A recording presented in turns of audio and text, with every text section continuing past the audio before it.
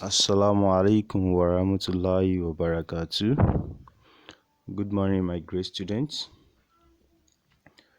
So, as I said last week, I told you that we are going to be discussing about the new topic, and the topic is particulate nature of matter. And this is the first topic for third term syllabus. Now, when we are talking about matter generally, I have the belief that this is not the first time of you hearing matter. But what's made up of this matter? When we are talking about what's made up of matter generally, let me use a piece of yam as an example. So let's assume that we have a piece of yam. We cut the piece of yam into two halves. Then, after we cut the piece of yam into two yams, we still cut it again. You know that after cutting into the piece of yam into two, we can still we don't have any other name to give such yam than what is still yam. So let's assume that we now continue cutting such yam continuously to the extent that it cannot be divisible again. That is, we cutted the yam to the extent that it is we cut it to the smallest pieces. Are you getting it? Now, the smallest pieces that we cut the yam into is still be regarded as as yam. Are you getting it?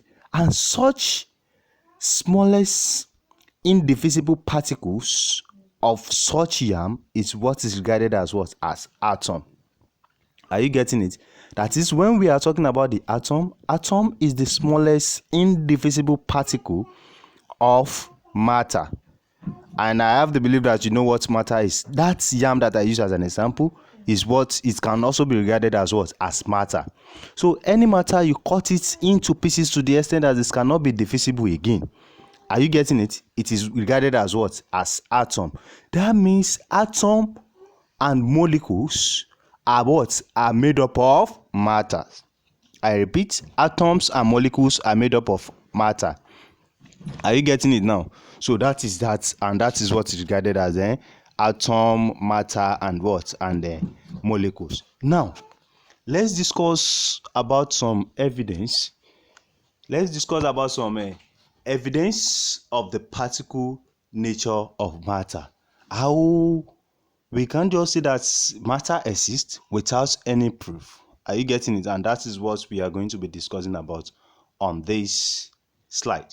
Okay, now we have osmosis shows the evidence of the presence of matter, diffusion, Brownian motion, molecular forces, and expansion. All these are what shows the evidence of the particulate or the particle nature of matter. And how are they the evidence for the particulate nature of matter? Let's discuss about it one after the other. Now, let's start from the osmosis. When we are talking about the osmosis, as we all know, osmosis is a process by which molecules of a solvent tends to pass through a semi-permeable membrane from a less concentrated solution into a more concentrated solution. Are you getting that? It tends to move from what? It tends to move from less concentration to what? To higher or more concentration. Okay? So this is what I'm saying in essence now. You can see the sketch. You can see the diagram on the screen.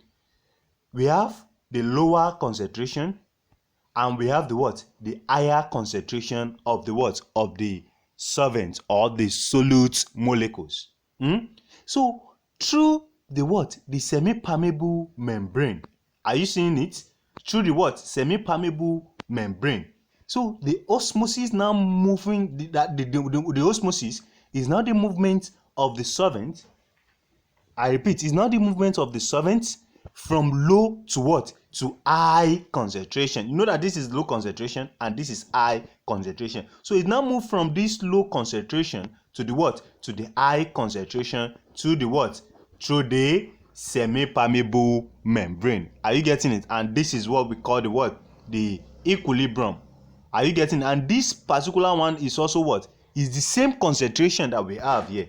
The concentration that we have here is what we have here as well. Are you getting it now? So the low concentration now moves to what? It moves to what? To high concentration. You can see in this beaker, this is now what? This is higher than this one, because some of the what? The solute molecules in this place has moved to the what? To the high concentration. So that is the principle behind the what? The osmosis. And this osmosis can be used to separate two molecules of different concentration. As you all know in chemistry, if the combination of two molecules, you can't just say that, okay, let me take hydrogen and water and add it together to give you water. No. If you want to add hydrogen, it requires a what? It requires contact. And if you want to add the what? The oxygen, it must be a particular measurement. Are you getting it? I think the oxygen is, we have 16 oxygen and what? And then hydrogen. Are you getting it now? So in order to add the two molecules together to give us water molecules, are you getting it? So one will be higher. The concentration of one will be higher than the concentration of the second one. For example, now the concentration of oxygen will be higher than the concentration of what? Hydrogen.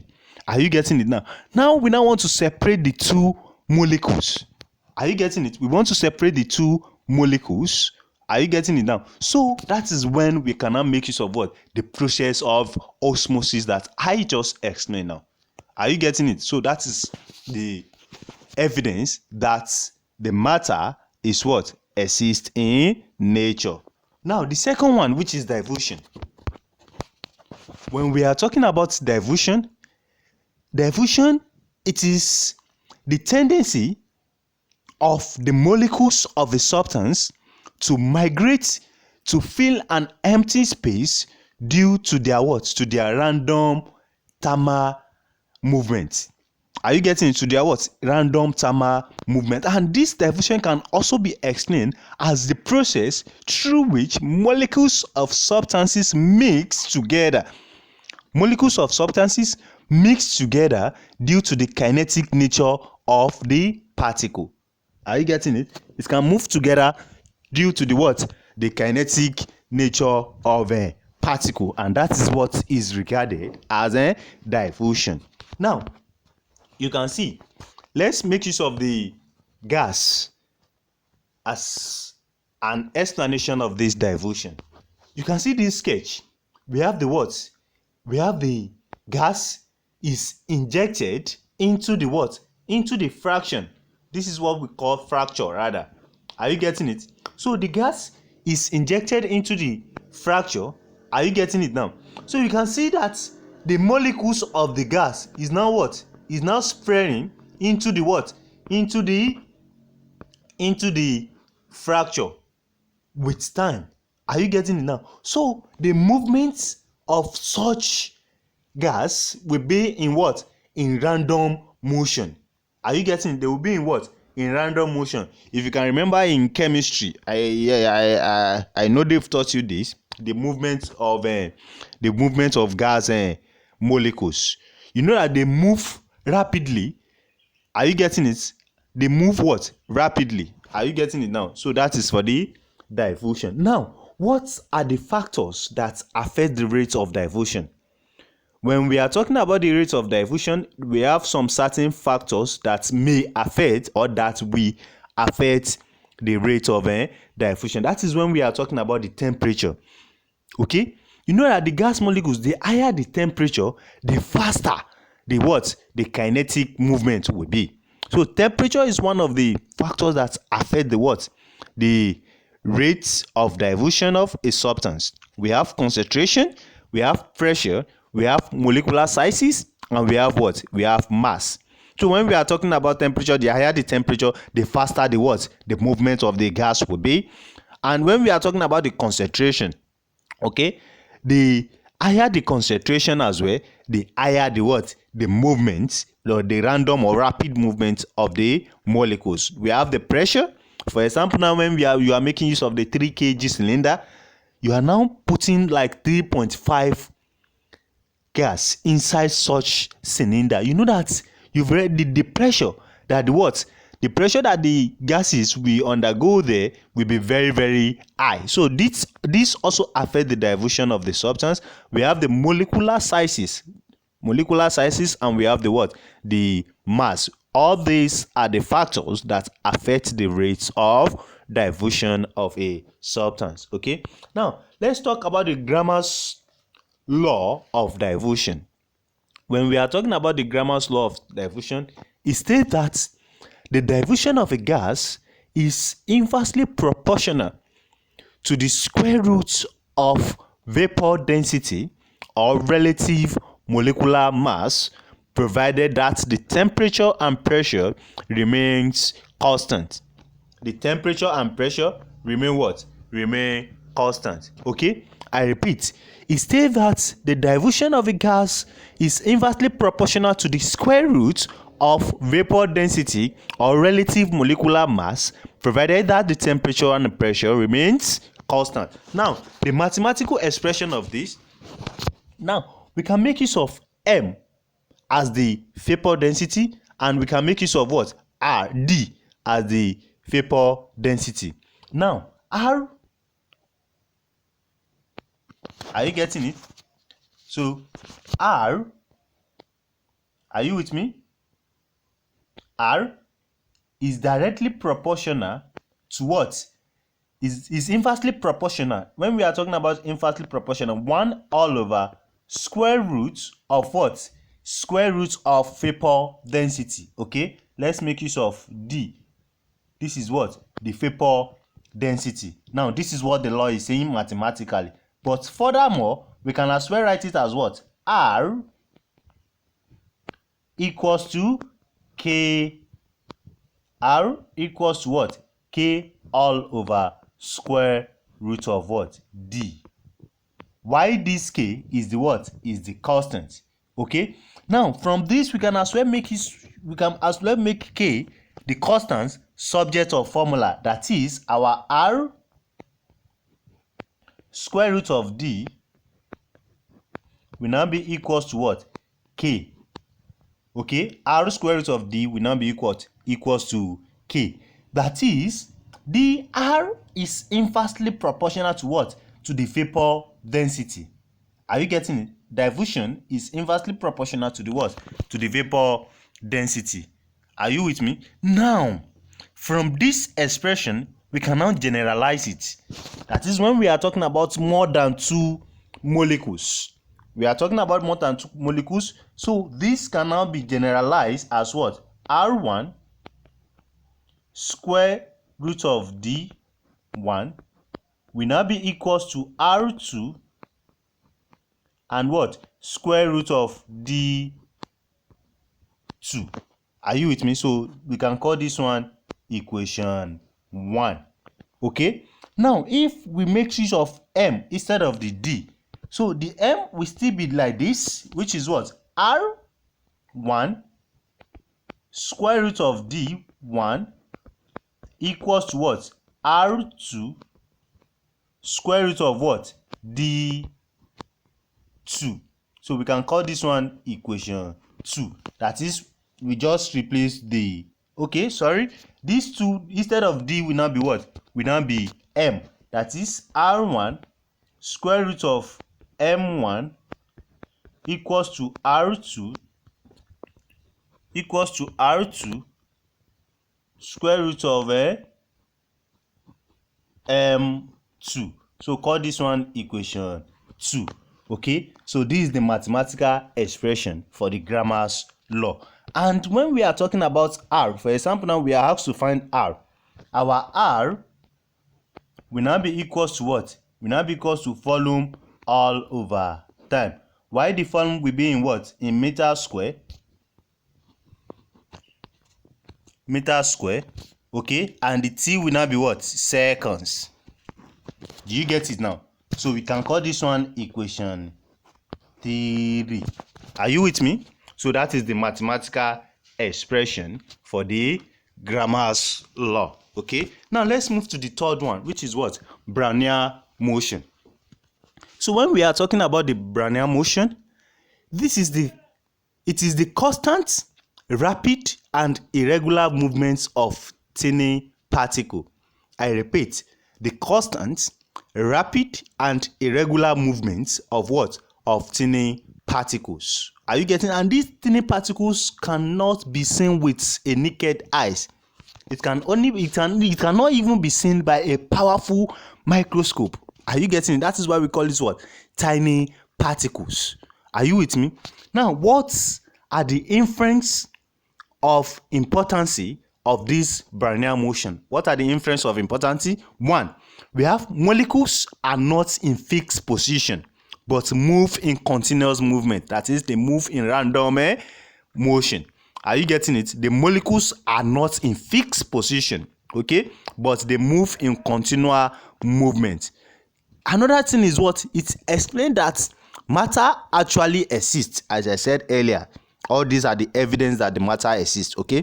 So this Brownian motion also explains that the matter is what? Is actually exists. So these two are the importance of the Brownian motion. Now, what are the material that can be used to demonstrate this Brownian motion? So let me make use of something that you are very, very familiar with. Now, let's make use of chalk particles. Okay, for example, now if I'm using a chalk to write on a chalkboard, definitely what will happen? You will see that particular chalk will be what? It will be in form of what? In powdering form as I'm writing, and such chalk will now be what? Will be moving continuously in random motion. For example, now if you are sitting at the front and I'm making use of the chalk to write on the chalkboard, in sometimes you will notice that you will have some white this thing on your face or possibly on your clothes. This proves that the particles of chalks move randomly or move continuously. Do you get it now? So we can also make use of the smoke particles as an example. Smoke particles, we have dust particles, we have gas particles, and we have what? Pollen grains. All this is inside the notes, okay? Pollen grains, smoke particles, dust particles, gas particles, and chalk particles. They are the ones that can be used to demonstrate the what? The Brownian motion. That is, all those particles, they move in what?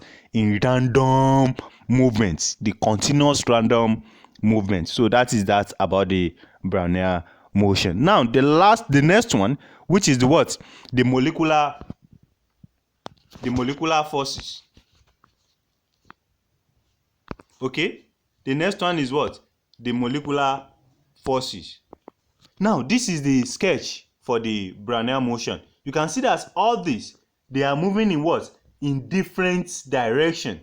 Okay, they are moving in what? In different dimension. And if you check their movement, it is what? It is random movement. Okay, now molecular forces. Now when we are talking about the molecular forces, is the force of attraction between molecules of matter. That is what is regarded as the molecular forces. The force of attraction between molecules, or between molecules of what?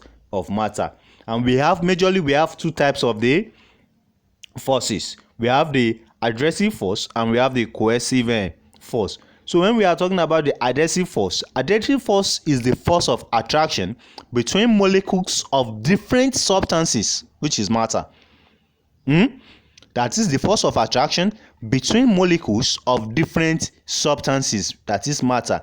Now, what these adhesive forces is talking about is what? That is force between a ant and a pen. You know, ant is one matter, a pen is another matter. The two are different matter. So that is why they say it's the force of attraction between molecules of different substances. Now, you are making use of an ant to hold the pen. The force between your hand and the pen is what is regarded as what? Adhesive force. Now, the force between the pen and the book, you are making use of the pen to write on your exercise book. Are you getting? You know that there is a particular force between the pen and the what? And the book. Such force is what is also regarded as what? Adhesive force. Okay. Now, the force between the glass and the water. You pour water inside the glass for drinking. The force between the two, the glass and the water is also regarded as what? As the adhesive force. Are you getting that? Is the force between the two different molecules. Okay. Another types of the forces is what? We have the coercive force. So when we are talking about the coercive force, is the force of attraction between molecules of the same substances. You can see the differences. This one is what? The same substances. Okay, that is, it is the opposition of the adhesive force. So examples of this coercive force is what? The force between two ants, the force between two books. Are you getting it? The force of attraction between water and water, the force of attraction between mercury and mercury, the force of attraction between book and book, the force of attraction between pen and pen. Are you getting the same molecules or the same substances? So that is what is regarded as the what? As the coercive force. Now, what is now the application of this molecular force? One, water wets glass because the coercive force between water and glass is more greater than what? Coercive. Adhesive is more greater than what? Coercive. That is why the water wets the what? The glass. Am I communicating? That is force between water molecules or glass molecules. Okay. The reason why the water wets the glass is because the what? The adhesive force between the water and glass is greater or more greater than the what? Than the coercive force between the waters and glass molecules. Number two, mercury do not wet glass. If you notice, when you are making use of the thermometer, that they make use of the mercury or mercury generally, mercury do not wet glass because the adhesive force is less than the what? Than the coercive force between the glass molecules and the mercury molecules. That is why they do not wet what? Glass. The third one, you know that in a capillary tube, why does water raise up in a capillary tube? For example, now when you wake up early in the morning, you went to the farm, you see some water on top of the leaves. Are you getting it? Why is it in that manner? It's supposed to mix up with the what? With the leaf, so that we will not be able to see the water again. It is because the adhesive force between water and the tube is greater than the coercive force between water molecules and the glass molecules. Okay, so all these are what? They are the application of molecular forces, and all this is the what? Is the evidence that shows the what? The matter in nature. Okay, so inshallah, on our next class we are going to be